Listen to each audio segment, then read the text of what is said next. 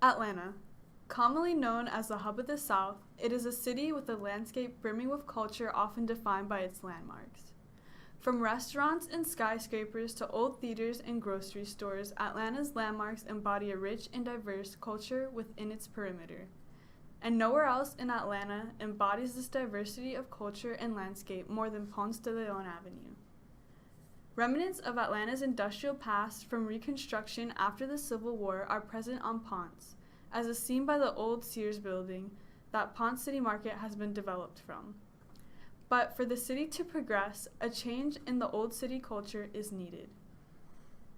Part of this old city culture is a local grocery store in the 4th Ward adjacent to Ponce City Market. Currently, this Kroger is undergoing renovations in order to incorporate a partial office space. Part of the reason for this redevelopment is due to a growing demand for business in Atlanta and recent economic growth. But there's also a dark history to the store which corporate managers are trying to reinvent.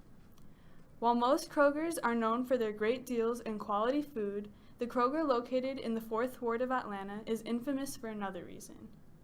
Although recently has been dubbed the Beltline Kroger, the store has been more commonly known as Murder Kroger for the past 24 years.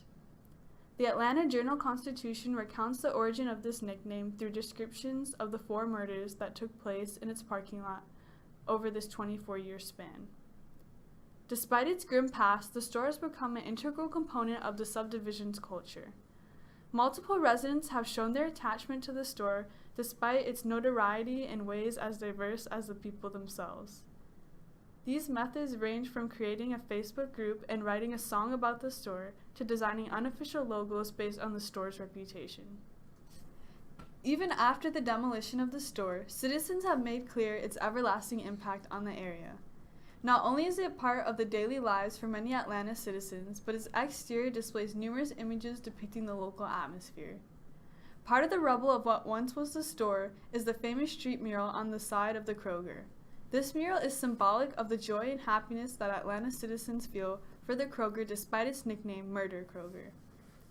As Luca Visconti suggests in Street Art, Sweet Art, Reclaiming the Public in a Public Place, the forced transition between Kroger and the city of Atlanta replaces a culture instituted by the people to fit a more marketable narrative, neglecting its cultural history and past.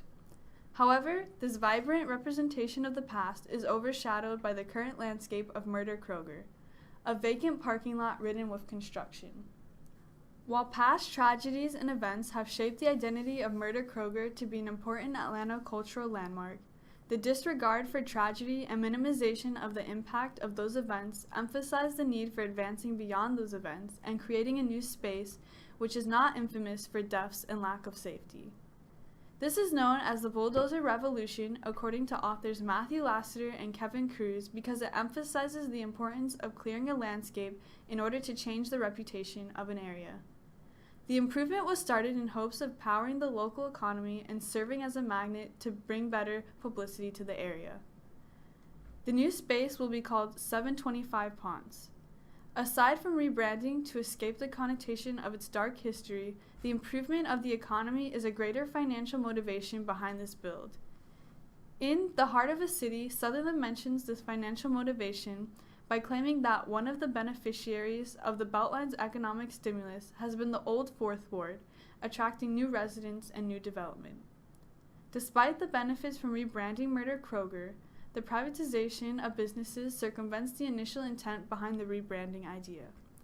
This is because the privatization of business doesn't fuel the local economy, but rather it fuels the pockets of big corporations, as Jennifer Clark suggests in Rethinking Atlanta's Regional Resilience in an Age of Uncertainty.